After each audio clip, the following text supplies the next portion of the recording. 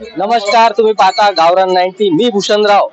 आज भाजपचा कार्यकर्ता मेळावा खूप मोठ्या प्रमाणात, आणि आज महत्त्वाचं म्हणजे कार्यकर्ता मेळावा असून प्रवीण भाऊ तायडे, आमदार प्रवीण भाऊ तायडे यांचा वाढदिवस, आणि या अनुषंगाने कार्यकर्ता मेळावा आपल्या इथं होणार असून आपल्या राज्याचे महसूल मंत्री, जिल्ह्याचे पालकमंत्री चंद्रशेखरजी बावनकुळे साहेब हे सुद्धा इथे येणार आहेत। आणि जिल्ह्यातल्या मोठमोठे नेते, जेवढेही मोठमोठे नेते, जेही आमदार, खासदार, माजी खासदार हे सगळे या मेळाव्याला येत असून आपल्या इथले जवळपास गावातील भूत प्रमुख पासून तर एकूण एक छोटा कार्यकर्ता या मेळाव्याला येत आहे। तर त्या अनुषंगाने आता हा मेळावा कशासाठी, मेळावा जवळपास आता येणारे इलेक्शन आहेत, जिल्हा परिषद आहेत, पंचायत समिती आहेत, आता वर्षभरात आपले गावातले याचे इलेक्शन लागणार आहेत, ग्रामपंचायतचे, दुसरं आणखी नगर परिषदचे इलेक्शन। आता कार्यकर्ता मेळावा बांधिलकीसाठी राहते, जसा बांधिलकी कार्यकर्ता येतील, मोठमोठे नेते येतात, त्यांना सांगितलं जाते, त्यांच्यासोबत चर्चा केल्या जाते, याप्रमाणे हा पुरा कार्यक्रम होणार आहे। आता थोड्याच वेळात आपले बावनकुळे साहेब येणार आहेत आणि कार्यक्रमाला सुरुवात होणार आहे।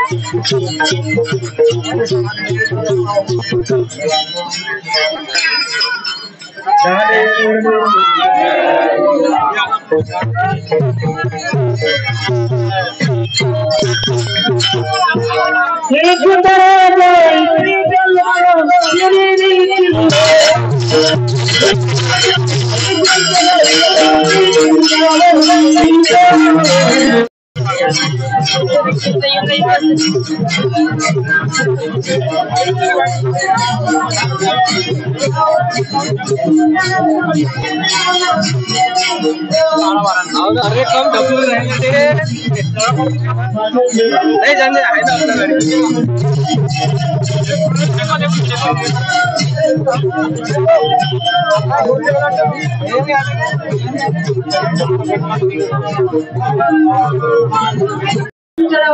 आणि या महापुरुषांच्या प्रतिमेला अनार्पण करून दीप प्रज्वलन करू।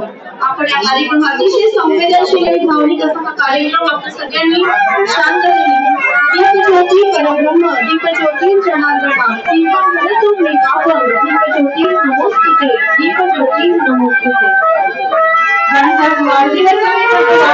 सामाजिक कार्याने संपन्न होणार आहे असे आदरणीय आमदार प्रवीण दादा तायडे, तुमच्या श्रमात प्रतिष्ठा मिळव दादा, सगळ्यांचे लक्ष तुझ्याकडे वळव, मानवतेचे पिंड झळझळो, विश्व आजुया। या ठिकाणी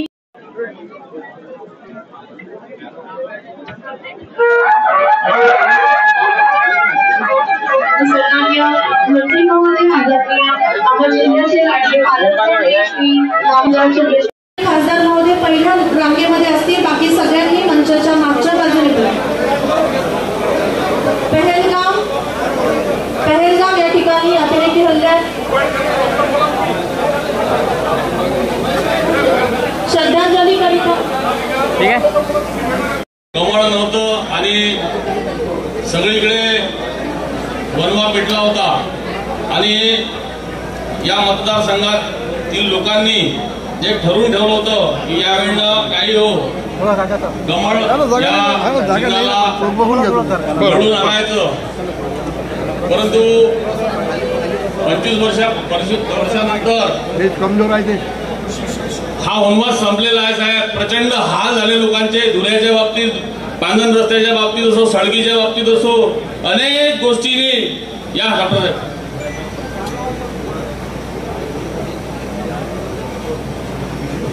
प्रचंड असे कुणी दारात कोणाच्या जात नव्हतं साहेब। यावेळेला 5 टर्नर झाली असती गळ्याची, तर गावागावातल्या लोकांना गाव सोडलं असतं. अशा प्रकारची परिस्थिती या विधानसभा मतदारसंघात निर्माण झाली होती आणि सर्वांच्या सहकार्यानं नवनीतताई राणा असो, डॉक्टर अनिलजी बोंडे साहेब असो, आपण तर मला आशीर्वाद दिलेच होते शिरसगावच्या रसबाच्या सभेत. तेव्हा माझ्या लक्षात आलं होतं की बहुतेक आपल्याला भेटते वाटते तिकीट. आणि मी कामही तसं सुरू केलं होतं. अतिशय जिल्हा परिषद सदस्य असताना गटनेत्याची जबाबदारी आली असताना मी पूर्ण अमरावती जिल्ह्यातले कामं करत गेलो. म्हणजे मी 10 वाजता जात होतो साहेब, तर 5 वाजता मी जिल्हा परिषद मधून वापस येत होतो. कामं करत असताना वरुडचे असो, साहेब आमदार असताना सुद्धा काही जिल्हा परिषदचे कामं हे येत होते. प्रतापदादा नसताना धामणगावचे कामं येत होते, मी ते सोडवण्याचा प्रयत्न करत होतो. त्यानंतर मला पक्षाने संधी दिली सरचिटणीस व्हायची. त्या सरचिटणीचं मी सोनं केलं. त्याच्यानंतर डॉक्टर अनिलजी बोंडे साहेबांनी मला परत संधी दिली की विधानसभा प्रमुख केलं. विधानसभा प्रमुख तुम्ही सुद्धा केलं. आणि विधानसभा प्रमुख केलं असताना मी मतदारसंघ बिंदून काढला, गावागावात गेलो, शाखा काढल्या किंवा लोक उभे केले आणि लोकांना थोडा विश्वास बसला की हा काहीतरी करू शकते गळ्या म्हणून. आणि तुम्ही तर मला संकेत दिलेच होते लोकसभेले. आणि नवनीतताईचा प्रचार आम्ही खूप जोमाने केला आमच्या टीमनी, नवनीत सगळ्या टीमनी. आणि मग असं करत असताना जेव्हा टीका टिप्पणी करायची वेळ आली तर समोरच्या गळ्यानं मायावर किती साहेब हे दिलं, म्हणजे अवरून उचलण्याचा दावा टाकला. नाही म्हटलं जमलं आता आपलं, कारण म्हटलं अवरून उचलण्याचा दावा टाकला म्हणजे गळी बिथरलेला आहे. गळी बिथरला तर तिथून तो बिथरला तर सुधारलाच नाही, शेवटपर्यंत सुधरू गेला नाही त्याला. असं आहे, संधीचं सोनं करता आलं पाहिजे. माझ्या रूपानं हे संधीचं सोनं या मतदारसंघात मला करता आलं. हे लोकांच्या विश्वासास पात्र मी ठरलो.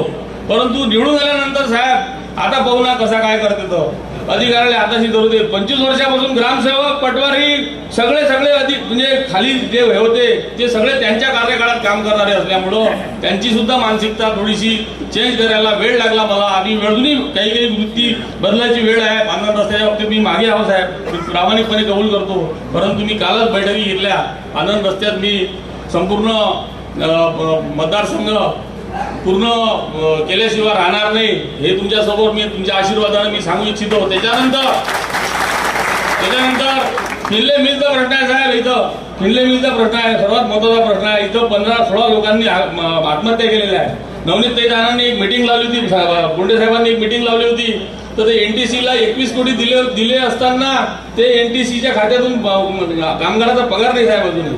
तर तेही एक मुद्दा आपल्याला पाहावा लागते. अमरावती परतवाडा रोड तुम्ही सिरियस आहे त्याच्या बाबतीत, तुम्ही वारंवार उल्लेख केला त्या गोष्टीचा. तुम्ही उल्लेख करा, तुम्ही जनतेला सांगाल, लोकांना सांगणारच आहे. परंतु आल्या निवडून आल्यानंतर साहेब काय करावं तर सांस्कृतिक खेळाच्या बाबतीत बैलाचा जंगी पट घेतला साहेब. भैरवची मोठी यात्रा भरती इथं 1 महिन्याची असते ते. तर ते तशी यात्रा पाहू ना कशी सक्सेस होते पाहू म्हणे. मॅच सक्सेस करून दाखवली साहेब. खोटं वाटत नुसतं विचारून सांगितलं. आणि मी करतो ते डंग्यानं तोडर करतो. आणि मी कोणासाठी पंगा घेतो साहेब या जिल्ह्यात, काही विषय नाही आहे. फक्त तुमचा हात असला का मी काही करतो साहेब. तुमचा हात डोक्यावर असला का मी काही करतो साहेब. काहीच करू नका तुम्ही. माझ्या विश्वास 100%. तुमचं नाक खाली कधी करून उभे राहणार नाही हे शब्द देतो तुम्हाला.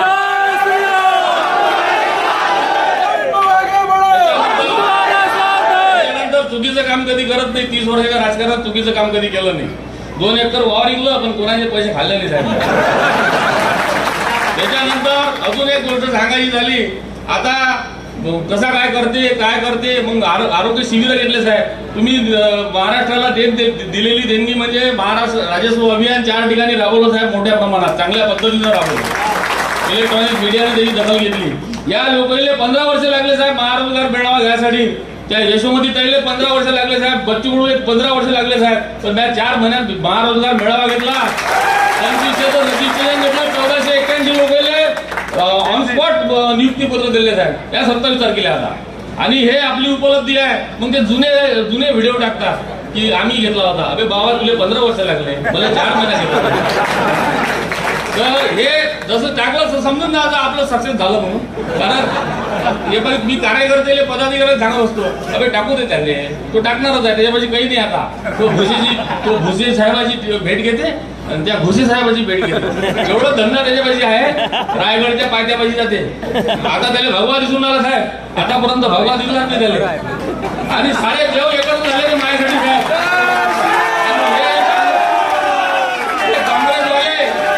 हे बच्चू कडू हे कुठे जात होते पहिले 5-6 दिवसात दर्गेत जात होते. दर्गे तो म्हणे माया एवढे, तो म्हणे माया एवढे. म्हटलं 10 दिवस चुलीत तुम्ही हिंदू ह्या एवढे आहे म्हटलं. माया हिंदू एवढे आहे, माया हिंदून मला जिथून गेलं एवढं मात्र निश्चित. आणि मला दलित समाजाने मतदान केलं, मला सगळ्या समाजाला मतदान केलं साहेब. मी तुम्हाला सांगतो, आणि इथं 25 वर्ष कमळ गेलं नाही पाहिजे साहेब, याचं असं काम सुरू आहे माझ्या. 25 वर्ष कमळ गेलं, मला टीव्ही द्या करा का तुम्ही पुढची, पण कमळ नाही गेलं पाहिजे इथून, एवढं मात्र निश्चित. आणि तुम्ही इथं आला माझ्या छोट्या, मी फार छोटा माणूस आहे, पण तुम्ही आले हे मला लय बरं वाटलं. कारण बघून एका छोट्या आमदारासाठी तुम्ही हेलिकॉप्टर आले साहेब. दुसरी गोष्ट साहेब, अजून सांगायची गोष्ट झाली म्हणजे महत्वाचं, सर्वात महत्वाचं, ज्या रामदासजी आंबेडकरांच्या हस्ते माझा प्रवेश झाला या पक्षात 2013 साली प्रवेश झाला. त्यांनी मला मार्गदर्शन केलं, त्यांनी मला कसं काम करायचं, काय करायचं, कसं हे करायचं याचे धडे दिले साहेब. आणि 1.25 महिने आधी भेटायला गेलो, अशी अतिशय दुःखद घटना घडली कालची. त्यांचं वय होतं जास्त, लग्नातही गेलो असताना त्यांना मला तुझ्या घरी मी जेवायला येईन म्हणे, बेसन भाकर आवडते म्हणे, मला त्या घरी जेवायला येईन म्हणे. माझ्या घरचीले सांगून ठेवलं होतं बेसन भाकर चांगलं करतो गड्या. पण ते काही योग आले नाही त्याचे, आणि त्याची तब्येत बिघडल्यामुळं ते चेन्नईला त्यांचं दुःखद निधन झालं. मला वाटते आता कॅन्सल करावं म्हटलं, आपल्याला माहितीवर जायचं आहे. मी 6 वाजेपर्यंत स्तब्ध होतो, तुमचा फोन की लागे नाही साहेब, तुम्ही विमानात होते. त्याच्यामुळं प्रवीण भाऊशी संपर्क केला असता मग म्हटलं की साहेबांनी म्हटलं म्हणजे आपण कार्यक्रम करू. तुम्ही तर पोहोचले माहिती, पण मी नाही पोहोचू शकलो, किंवा आम्ही अनेक जण पोहोचू शकलो ही इच्छा असताना. याचं दुःख आहे, कारण अंतिम दर्शन घेणं फार महत्वाचं ठरते. आपले नेते होते ते, आणि त्यांनी कर्मठ नेते होते आणि खूप संघर्षातून वर आलेले नेते होते. त्यांनी अनेक लोक घडवले, अनेक आमदार घडवले, अनेक मंत्री घडवले. याबद्दल याच्यात दुमत कोणतंच नाही आहे. आणि साहेब तुम्ही या मतदारसंघाचा कायापालट करा अशी मी आपला म्हणजे सर्वांच्या साक्षीनं विनंती करतो.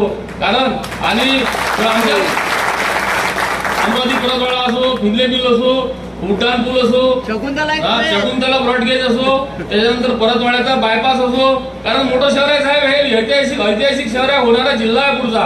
आणि हा हातचा केला नाही पाहिजे, कारण याला अटॅच मग दर्यापूरही आहे आणि मडगाडही आहे. त्याच्यामुळं इथून आणि हे रोड एमपीत जात असल्यामुळं तुम्ही थोडंसं याच्यावर लक्ष द्याल अशी विनंती तुम्हाला मी करतो. आणि प्रमोद भाऊ कोरडेला लाल दिवा द्यावा तुम्ही अशी मी हे विनंती करतो. कसं आहे प्रमोद भाऊ कोरडेचं जरा म्हणजे ते म्हणते नाही तर मलाच माझ्या डोक्यावर लाल दिवा लावा पाहिजे साहेब, म्हणून विनंती करतो. सगळ्यांच्या समोर करतो, आपलं मुलं कार्यक्रम आहे, समोरासमोर बोलतो आम्ही. म्हणून म्हटलं का थोडंसं मला डॉक्टर लोकांना खूप सहकार्य केलं, सगळे लोकांना सहकार्य केलं साहेब. ज्याचा मॅडम माझ्या चाय नाही पेले ते मला सहकार्य केलं. आणि बोंडे साहेबांची रणनीती सगळे एवढे कष्ट घेतले साहेब, कसे माझ्या विरोध 11 जण विरोधातही होते साहेब. तुम्ही म्हणे मला फोन करून त्याला भेटला काय, मी भेटवत नाही दिले पाडू शकत नाही म्हणून मला माहिती होतं साहेब. डायरेक्ट सांगतो तुम्हाला, मी आज सांगतो, तुम्हाला हिंमत नाही सांगायची. आता मी स्टेजवर बोल, मला काय नाही काय झालं, तुम्ही बोलून द्यालो समोर मी बोलत नाही असं आहे. म्हटलं दादा जे होईल ते होईल. मला साहेबांना बॉल टाकले ते क्रिकेटचे, साहेब बोल्ड होता वाचले. नाही म्हटलं प्रवीण बोल्ड नको करू, याची विकेट घेणं बेकार आहे, आपली विकेट घेऊन गेली म्हणून मी स्लो बॉल टाकणं सुरू केलं. काय म्हणून म्हटलं जास्त कमाय देता येत नाही. तर असं आहे, आमचे नेते आहेत आणि खरोखर नेते आहे. मला जर रामदासजी नंतर घडवण्याचा प्रयत्न केला असं वरिष्ठ नेत्यापैकी तर यांनी केला. माझा विश्वास टाकला, जागोजागी माझा विश्वास टाकला आणि सांकेतिक भाषेत बोलत गेले. सांकेतिक भाषेत मी जास्त जात नाही, मी कोणाला त्रास देत नाही, मी जास्त फोनही करत नाही कोणाला. त्याच्यामुळे वरिष्ठ लोकांना तुम्ही करतच नाही. प्रत्यक्ष भेटीत काय ते सांगा, परंतु जास्त काही फोन करून मेसेज टाकून ते जे लय काम असते. दुसरी गोष्ट लय आमदार आहेत ना आपली, तर आपण तर लयच निवडून झाले माझ्यासारखे. त्याच्यामुळं त्याची डोकेदुखी जास्त आहे. काही लोकांना वाटते भूमी फालतू आले एवढे, आपलाही मंत्रीपद गेलं भूमी काहीतरी सत्ता आली होती की नाही असं मला म्हणजे पाहू ना कोणी बोलता. आता तुम्हाला थोडं समजतं थोडं असं आहे ते. एकंदरीत आपण या मतदारसंघाचा हा विचार करावा एवढी मी आपल्या विनंती करतो. कॅबिनेट मिनिस्टर आमचे अमरावतीचे गार्जन मिनिस्टर बावनकुळे साहेब, माजी पालकमंत्री, माजी कृषी मंत्री, आताचे राज्यसभा मेंबर अनिलदादा बोंडे साहेब, आणि ज्यांच्या आता आपण सगळ्यांनी भाषण ऐकलं, आपल्या या मतदारसंघामध्ये भगवा लावणारे आणि भगवासाठी भांडणारे असे आमचे आमदार प्रवीणदादा तायडे, गजानन भाऊ, सिद्धार्थ भाऊ वानखडे, आणि त्यानिमित्तही आम्ही खूप भाषण दिले, आम्ही आमचे मतं इथे ठेवले. पण आज बावनकुळे साहेबांना आमचे आमदार साहेबांनी म्हटलं की मी छोटा आहे. ते आताही म्हणतात मला स्वप्नही वाटत नाही की मी आमदार झालो. हे आमदारकीची इलेक्शन एक व्यक्ती नाही, आमचा रंग भगवा या मतदारसंघामध्ये लढत होता, आणि इथे त्या भगव्याची निवड झालेली आहे. त्याच्यात बोलताना आम्हाला मनापासून आनंद होतो की या मतदारसंघामध्ये जेव्हा आम्ही लढण्याला सुरुवात केली, बावनकुळे साहेब आपल्यासोबत आमचे देवेंद्र फडणवीसजी आहेत, राज्याचे मुख्यमंत्री साहेबांसोबत बोलताना नेहमी मला माझ्या डोक्यात हेच होतं की गेल्या कितीक वर्षापासून या मतदारसंघामध्ये न्याय नाही.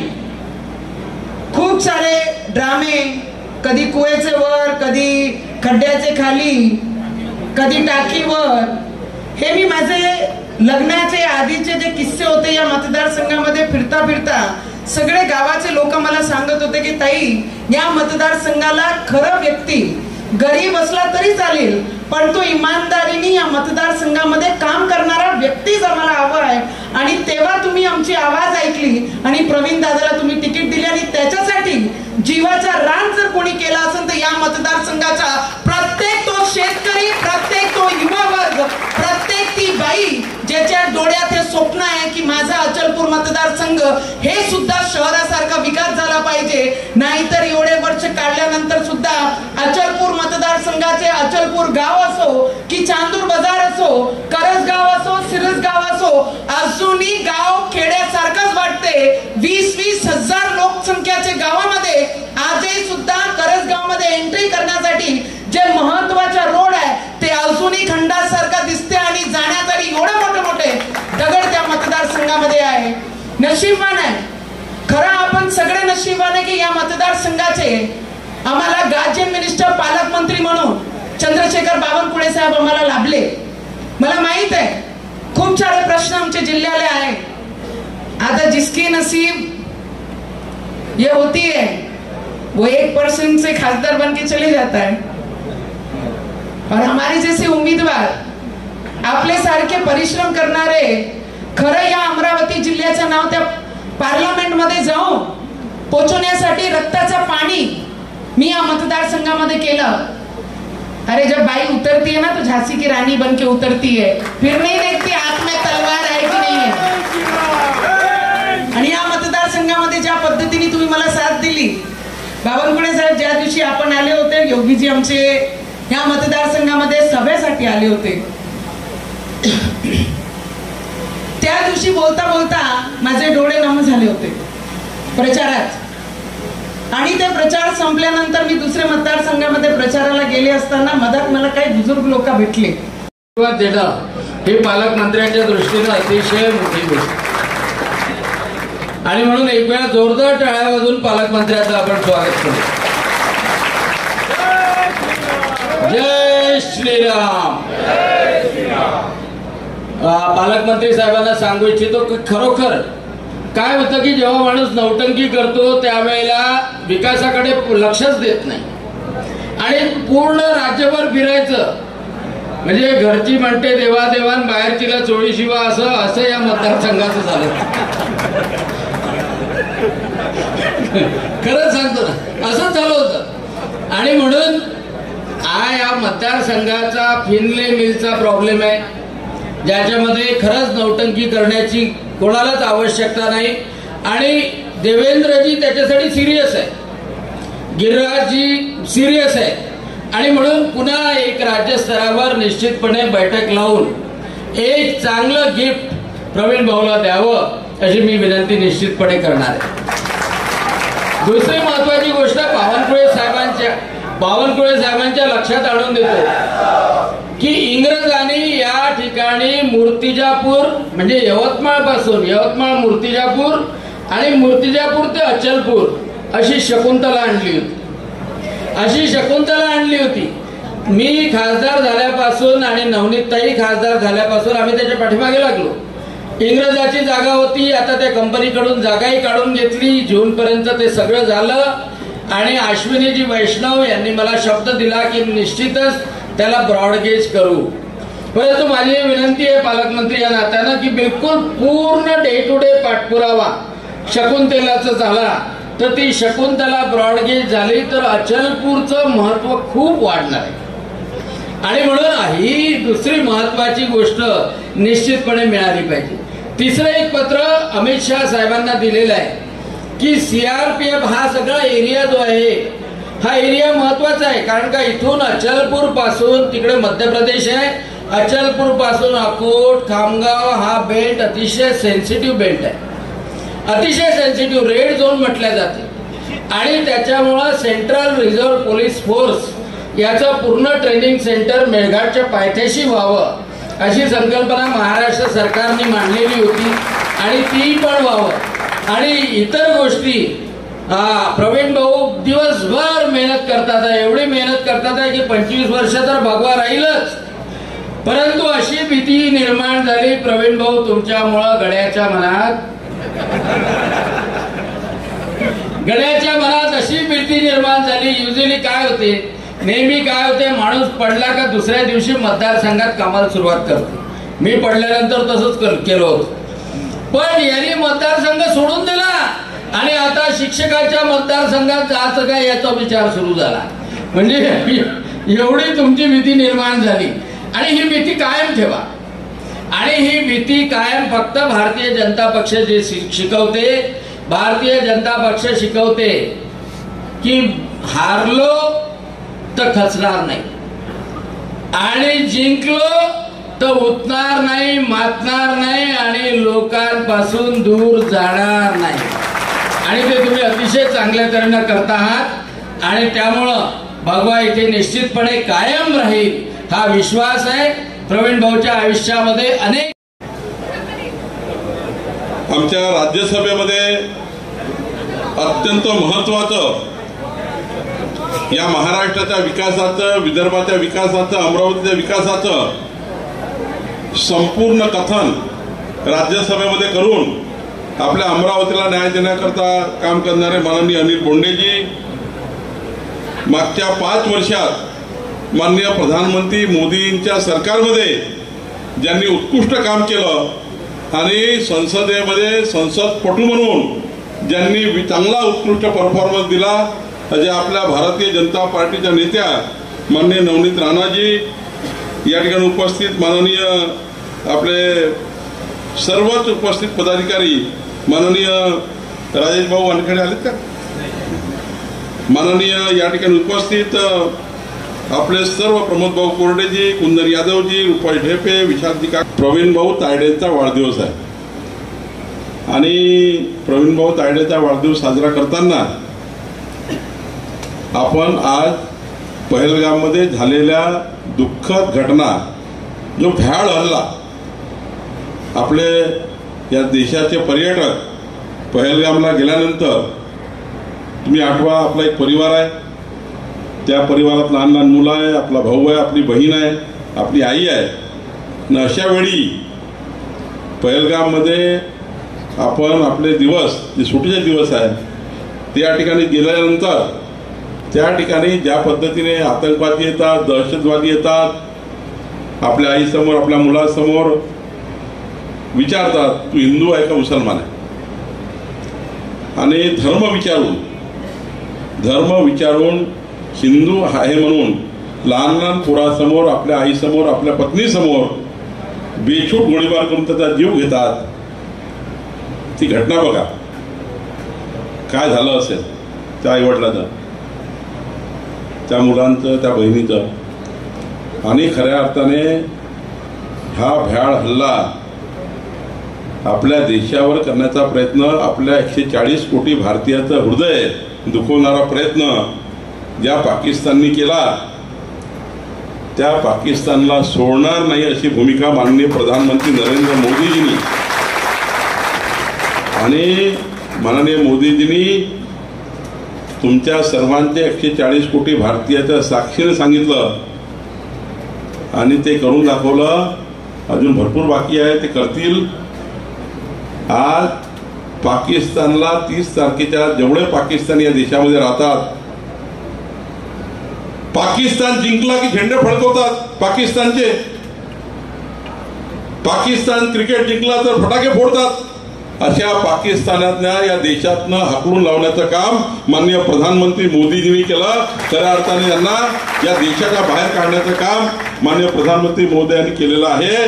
आणि सांगितलं आहे आता एखादा लपून छपून बसला असेल त्यांनी चालले जा, नाहीतर 3 वर्ष तुरुंगात जावं लागेल, 10 लाख रुपयाची शिक्षा होईल. आता या ठिकाणी या देशामध्ये कोणी पाकिस्तानी राहणार नाही असा निर्णय माननीय प्रधानमंत्री मोदीजींनी केला.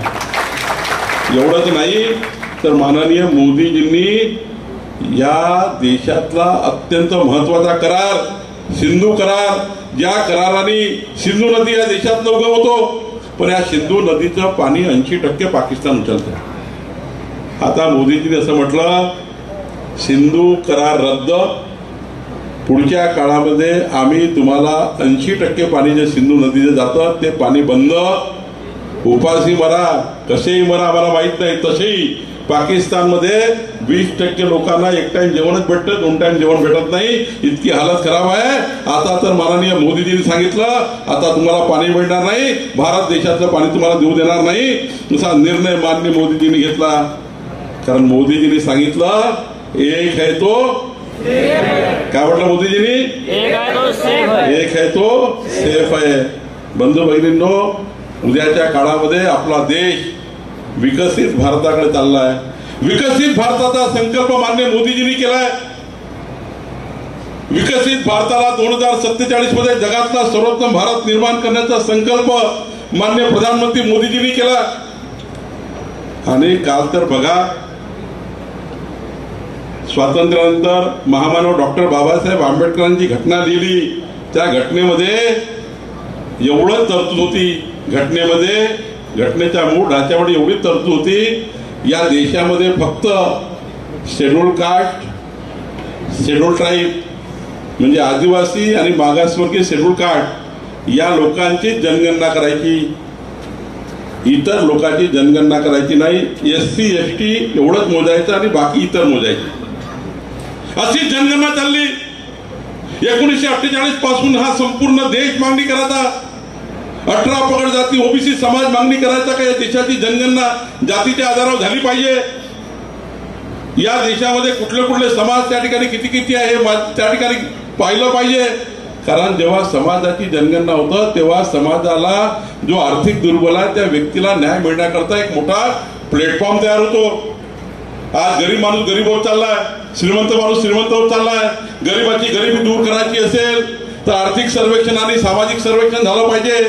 जोपर्यंत सामाजिक सर्वेक्षण होत नाही आणि त्याचं आर्थिक सर्वेक्षण होत नाही तोपर्यंत त्याची गरिबी सरकारला कळणार नाही. आणि म्हणून प्रवीण भाऊ आजच्या वाढदिवसाचं खरं गिफ्ट काय, माननीय प्रधानमंत्री मोदयांनी काल या देशामध्ये 1948 नंतर 65 वर्ष काँग्रेस पार्टी सरकार चालवलं. यांनी लोकांना चुत्या बनवलं, लोकांचे मतं घेतले, सत्तेपासून पैसा आणि पैशापासून सत्ता हे राजकारण काँग्रेस पार्टीने केलं. पण कधी विचार केला नाही. इंदिरा गांधी जे होत्या त्यांनी विचार केला नाही, मनमोहन सिंग होते त्यांनी विचार केला नाही, राजीव गांधी होते त्यांनी विचार केला नाही, पंतप्रधान नेहरूजी पासून कोणी विचार केला नाही. पण माननीय पंतप्रधान मोदीजींनी विचार केला. आता या देशामध्ये 2027 पर्यंत संपूर्ण जातीची जनगणना होणार आहे, संपूर्ण जातीची जनगणना देशामध्ये होणार आहे. हा निर्णय माननीय मोदीजींनी घेतला आहे. कारण राहुल गांधी म्हटलं केव्हा होणार आहे, ज्यांनी 70 वर्ष केलं नाही ते म्हणते केव्हा होणार आहे. 2027 जनगणना होणार आहे हे सर्वांनाच माहिती आहे. मी राहुल गांधीला म्हटलं, राहुल गांधी तुम्ही लोकसभेच्या निवडणुकीमध्ये नवनीत राणा यांच्या निवडणुकीमध्ये तुम्ही खोटा प्रचार केला. तुम्ही लोकांना सांगितलं की आम्ही जातीची जनगणना करण्यासाठी आमचं सरकार आलं. 65 वर्ष सरकार होतं, जातीची जनगणना केली नाही. आज माननीय प्रधानमंत्री मोदीजींनी दिलेला शब्द पूर्ण केला. आणि आज बघा, मी तर राहुल गांधीला असं म्हटलं, जर तुमच्यात हिंमत असेल ना मोदी यांचं अभिनंदन करण्याची, तर देशामध्ये काँग्रेसचं अधिवेशन घ्या, देशाच्या काँग्रेस पार्टीचं अधिवेशन घ्या. त्या काँग्रेस पार्टीच्या अधिवेशनामध्ये मोदीच्या अभिनंदनाचा प्रस्ताव तुम्ही पारित करा. हिंमत असेल तर करून दाखवा. खऱ्या अर्थाने मोदीजींनी आज सामाजिक सर्वेक्षणाचा विचार घेतलाय. मोदीजींनी त्या ठिकाणी आपल्या देशाला मजबूत करण्याकरता, सर्व समाजाला न्याय देण्याकरता 18 पगड जाती, 12 बलुतेदार, 3260 जातीचा ओबीसी समाज. या देशामध्ये 800च्या आतमध्ये शेड्यूल ट्राईब आहे जाती. या देशामध्ये 1260च्या वर शेड्यूल कास्ट जाती आहे. पण या देशामध्ये 3250च्या वर ओबीसी जाती. आतापर्यंत कोणी ओबीसीच्या सर्वेक्षणाचा विचार केला नाही. ओबीसी आयोग तर मोदीजींनी दिला, पण ओबीसी समाजाला खऱ्या अर्थाने आज जनगणना, मराठा असो ओबीसी असो, या देशातल्या सर्व समाजाची जनगणना या ठिकाणी होणार आहे. म्हणून प्रवीण भाऊ तायडेच्या या जन्मदिवसानिमित्त माननीय प्रधानमंत्री मोदी यांच्या टाळ्या वाजून आपण सर्वांनी स्वागत केलं पाहिजे. आणि मी निर्णय घेतलेला आहे, भारतीय जनता पार्टीचा अध्यक्ष म्हणून या महाराष्ट्रातल्या 1,186 बूथवर, या महाराष्ट्रातल्या आपल्या भारतीय जनता पार्टीने निर्णय घेतलेला आहे, 1,186 बूथवर भारतीय जनता पार्टी अभिनंदनाचा प्रस्ताव पारित करेल. 1,186 बूथवर तुम्ही इथनं गेल्यानंतर माननीय प्रधानमंत्री मोदींचं आम्ही अभिनंदन करतो आहे. जातनिहाय जनगणना माननीय मोदीजींनी मान्य केल्यामुळं हा ठराव आपल्याला प्रत्येक बूथवर करायचा आहे. आणि एवढंच करायचं नाही आहे, तुम्ही माननीय जयकुमार गोरेजींना विनंती केली आहे, आमच्या ग्रामविकास मंत्र्यांना, की या महाराष्ट्रातल्या सर्व ग्रामपंचायतीमध्ये ग्रामसभा घेऊन माननीय प्रधानमंत्री मोदी यांच्या अभिनंदनाचे ठराव ग्रामसभेमध्ये मंजूर केले पाहिजे. कारण ही गावातल्या गरीब माणसाची मागणी होती, या गावाच्या गरीब माणसाची मागणी होती. नगरपालिका, महानगरपालिकेमध्ये ठराव झाला पाहिजे. माननीय प्रधानमंत्र्यांनी 140 कोटी भारतीयाचा संकल्प त्या ठिकाणी पूर्ण केला. आणि त्या ठिकाणी आज या ठिकाणी संपूर्ण देशाला एक नवी दिशा दिली. 2029 मध्ये तर आमच्या लाडक्या बहिणींना 33% खासदार व्हायचा आहे. आता 563 पैकी 565 पैकी आता पुढच्या काळामध्ये आमच्या लाडक्या बहिणी 33% खासदार होणार आहे. मोदीजींनी मातृवंदन त्या ठिकाणी बिल आणले, मोदीजींनी मातृवंदनाला नमस्कार केला. या ठिकाणी मोदीजींनी त्या ठिकाणी अनेक बिल आणले. तर पूर्ण कार्यक्रम तुम्ही आता याच्या आधी पाहिलाच, पण त्याआधी बावनकुळे साहेबांनी काय म्हटलं की जसा पहलगाम हल्ला जो झाला त्यासाठी पहिले सगळ्यात आधी सगळ्यांनी श्रद्धांजली दिली. त्यानंतर 2027 मध्ये पूर्ण भारतामध्ये जातीय जनगणनेनुसार 2027 मध्ये पूर्ण जनगणना होणार आहे. तसंच काँग्रेसचा जो 70 वर्षाचा कार्यभार जो होता तो त्यांनी त्यांच्या भाषणातून सांगितला. तसेच प्रवीण भाऊ तायडे आपले जे आमदार आहेत यांनी 20 वर्षाचे झालं नाही ते आता मी 6 महिन्यात करून दाखवलं. आणि अजून जे टाइम आणि बाकी आहे वर्ष त्यात ते पूर्ण करून दाखवतील. गावरान 90 आतापर्यंत जे प्रवीण भाऊंना विचारलेले जे प्रश्न होते, माझे तुम्ही मागच्याही बातम्या पाहिल्या असतील, मी त्यांना शेतकऱ्यांचं विचारलं, मी त्यांना फिल्ले मिलचं विचारलं, मी त्यांना अमरावती परतवाडा रोडचं विचारलं. या सगळ्या गोष्टी त्यांच्या भाषणातून दिसून येते. पूर्ण बातमी जशीच्या तशी पाहत राहा गावरान 90.